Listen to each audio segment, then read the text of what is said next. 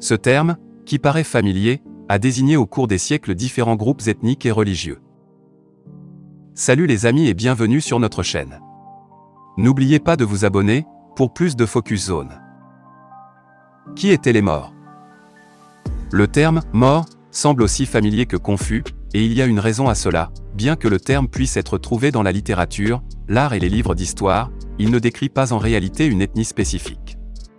La désignation « Maure » a été utilisée pour décrire alternativement les musulmans ayant régné en Espagne et des Européens d'origine africaine, entre autres, pendant des siècles.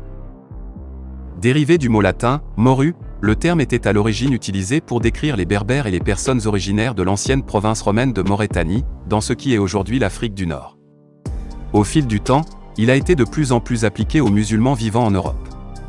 À partir de la Renaissance, le mot « Maure » a également été employé pour décrire toute personne à la peau noire ou hâlée. En l'an 711, un groupe de musulmans nord-africains dirigé par le général berbère Tariq ibn Ziyad a mis main basse sur la péninsule ibérique, l'Espagne et le Portugal moderne. Connu sous le nom d'Al-Andalus, le territoire est devenu un centre culturel et économique prospère où l'éducation, les arts et les sciences rayonnaient. Au fil du temps, l'emprise de l'État musulman a diminué, laissant la voie libre aux chrétiens qui cherchaient à reconquérir les territoires perdus. Pendant des siècles, des groupes chrétiens ont contesté la domination territoriale musulmane en Al-Andalus et ont lentement étendu leur territoire.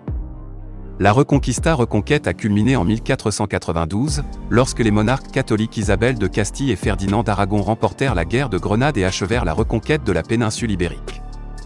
Les Maures ont été expulsés d'Espagne. À ce moment-là, la désignation « Maure » s'était répandue à travers l'Europe occidentale. L'adjectif décrivait toute personne musulmane ou dont la peau était foncée. Parfois, les Européens faisaient la distinction entre les « Maures noirs » et les « Maures blancs ».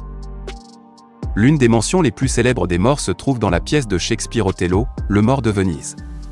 Le personnage principal de la pièce est un Maure qui sert en tant que général dans l'armée vénitienne. À l'époque de Shakespeare, Venise était très diversifiée d'un point de vue ethnique et la présence des Maures était le signe des échanges croissants entre l'Europe, le Moyen-Orient, l'Asie et l'Afrique. Malgré ses prouesses militaires, Othello est décrit comme exotique, soumis à des pulsions sexuelles et indigne de confiance.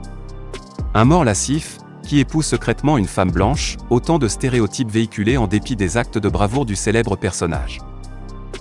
Plus récemment, le terme a été adopté par le mouvement citoyen souverain aux États-Unis.